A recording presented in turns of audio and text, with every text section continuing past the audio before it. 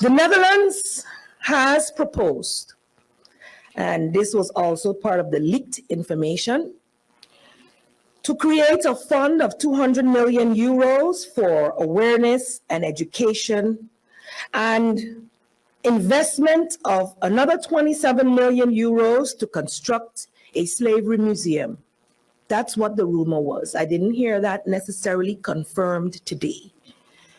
Built on European soil, or if built on European soil, this institution is meant to bring awareness to the Dutch atrocities during their golden age, to the general population of the Netherlands. Ostensibly, such an enterprise can be conceived as an admittance of ignorance regarding the subject of slavery and colonialism. How, tell me, can a nation admittedly ignorant of their own colonial violence determine the conditions for an apology, yet alone reparations?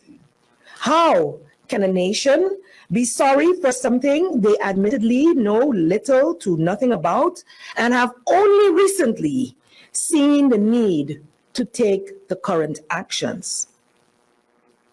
A complete about-face from just 9 months to a year ago. Again, we see here a demonstration of Eurocentric thinking, whereby it is dangerous and irresponsible to root an apology in the thoughts, the dogma of Eurocentric entitlement.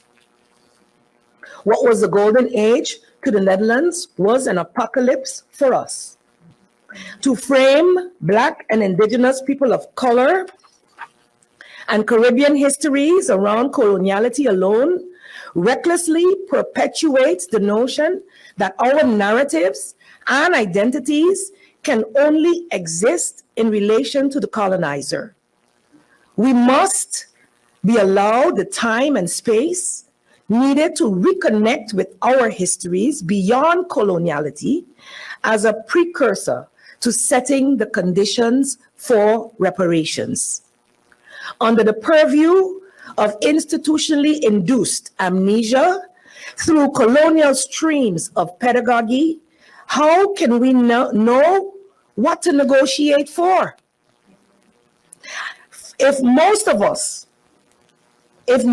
us cannot even remember who we are or have never learned who we are. And that is the reality of the Caribbean person, not just the St. Martin one, but all of us.